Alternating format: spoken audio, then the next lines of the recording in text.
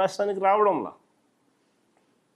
మరోవైపు చూస్తే ఆయనకో విమానంతో పాటు ఒక హెలికాప్టరు, ఆయన కొడుక్కో విమానం, ఆ విమానంతో పాటు ఒక హెలికాప్టరు, తర్వాత ఆయనకు మద్దతు ఇస్తూ ఉన్న ఆయన గారి డిప్యూటీ సీఎం పవన్ కళ్యాణ్ గారికి ఆయనకు ఒక విమానం, మళ్ళీ ఆయనకు ఒక హెలికాప్టరు, అందరూ గాల్లోనే. ముఖ్యమంత్రి గారు కొడుకు ఒక పూట విజయవాడలో ఉంటే మరో పూట హైదరాబాద్లో ఉంటాడు, ఇంకో పూట ఈ కొడుకు క్రికెట్ మ్యాచ్ కోసం పక్క దేశం వెళ్ళి కొలంబోలో మ్యాచ్ చూస్తాడు రాత్రికి, మరుసటి రోజు ఉదయం మళ్ళీ విజయవాడలో ఉంటాడు, మళ్ళీ ఆ సాయంత్రం విజయవాడ నుంచి ఢిల్లీకి పోతాడు. అంతే, ప్రైవేట్ విమానాలే. దేశంలో బాధ్యతాయుతమైన పదవుల్లో ఉన్న వాళ్ళు ఇలా జల్సాలు చేసిన సంబరాలు ఎక్కడైనా ఉన్నాయా? కొలంబోలో మ్యాచ్ ఆడతా అంటే ఈయనకేం స్వామి, నాకు అర్థం కాదన్నా. ప్రైవేట్ ఫ్లైట్లో కొలంబోకు పోయి మ్యాచ్ చూస్తాడు. ఈ టీవీ చూస్తే కనపడదా మ్యాచ్?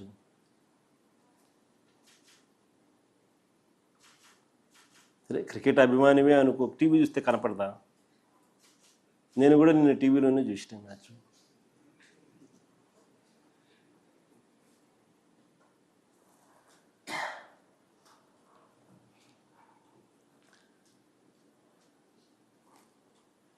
రాష్ట్ర ఆదాయాలు ఎలా పెరుగుతాయి? ఇక రాష్ట్ర అప్పుల విషయంలోకి వస్తే మళ్ళీ అవే గోబెల్స్ ప్రచారాలు. చంద్రబాబు నాయుడు గారి నైజం నిజంగా కుక్కతోక వంకరే.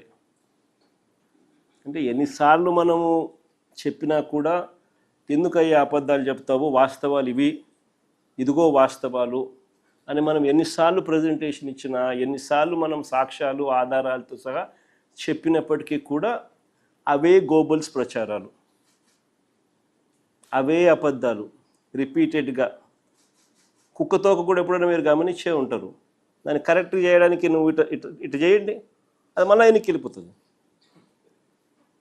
అందుకనే సామెత కూడా అంటారు కుక్కతోక వంకర అని. చంద్రబాబు నాయుడు గారి నైజం కూడా కరెక్ట్గా అంతే.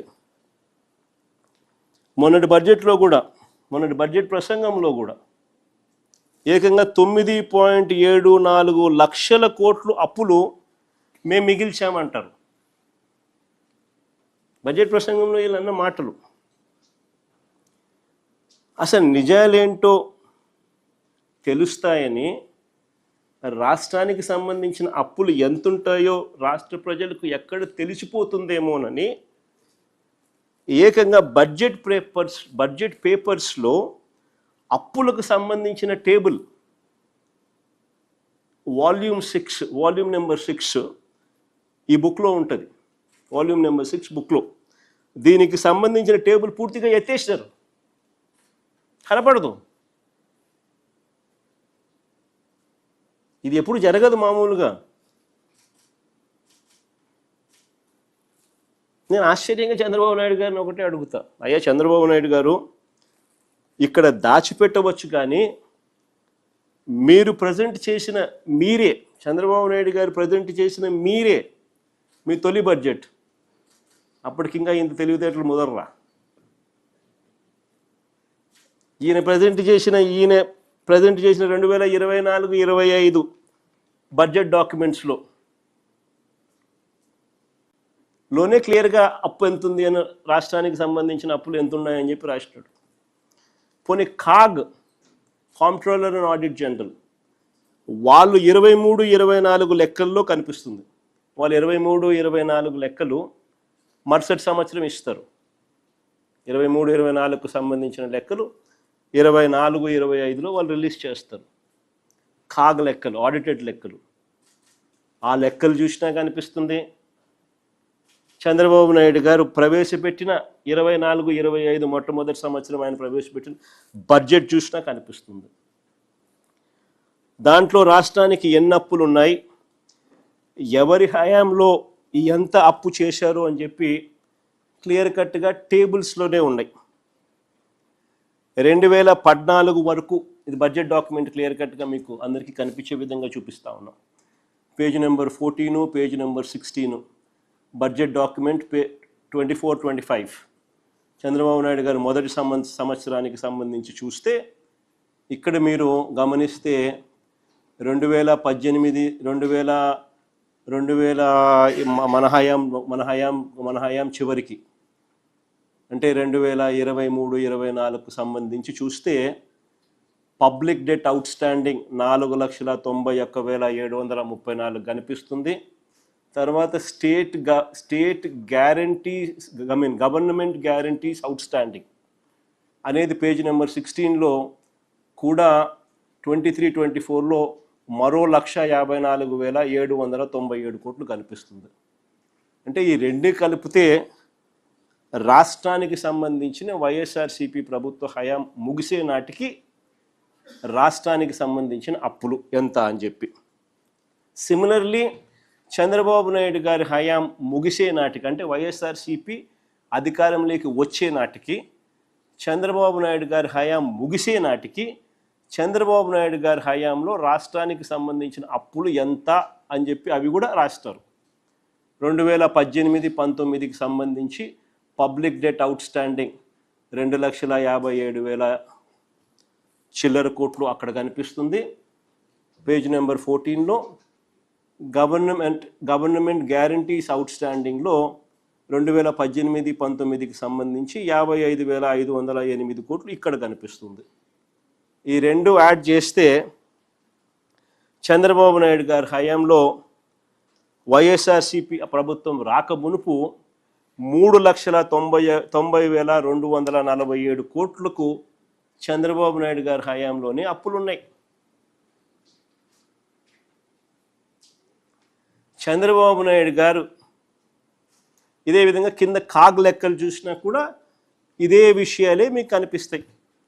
2023-24లో ఒక 3,000-4,000 కొంచెం తక్కువ కనిపిస్తుంది. బట్ అదర్వైజ్ కాగ్ లెక్కలు కూడా అవే కనిపిస్తూ ఉన్నాయి. వైఎస్ఆర్సీపీ హయాంలో ఎంత అప్పులు జరిగినాయి, చంద్రబాబు హయాంలో ఎంత 2014 వరకు రాష్ట్ర విభజన తర్వాత అన్ని రకాల అప్పులు చూస్తే రాష్ట్రానికి ఉన్న అప్పులు 1,40,717 కోట్లు. ఈ అప్పు కాస్త చంద్రబాబు నాయుడు గారు దిగిపోయే నాటికి 3,90,217 కోట్లకు ఎగబాకింది. అంటే చంద్రబాబు నాయుడు గారి హయాంలో 2014-19 మధ్య 2,49,350 కోట్లు ఆయన అప్పు చేసినాడు. కంపౌండెడ్ యాన్యువల్ గ్రోత్ రేట్ ఎంత అని చెప్పి చూస్తే 22.63%, 22.63% కంపౌండెడ్ యాన్యువల్ గ్రోత్ రేట్తో ఆయన అప్పు చేశాడు. మా హయాంలో చంద్రబాబు నాయుడు గారు ఎండింగ్ పాయింట్ 3,90,247 కోట్లు అక్కడి నుంచి మేము స్టార్ట్ అయితే మా హయాంలో అది కాస్త 7,21,917 అన్ని రకాల అప్పులు లెక్కేసుకుంటే అక్కడ క్లియర్ కట్గా రాసినారు చూడండి. 4 లక్షల అక్కడ క్లియర్గా రాసినారు చూడండి. Public debt and public account, direct government debt రాష్ట్రానికి సంబంధించిన బైఫర్కేషన్ నాడు 1,18,000, 31 మార్చ్ 2019 అంటే చంద్రబాబు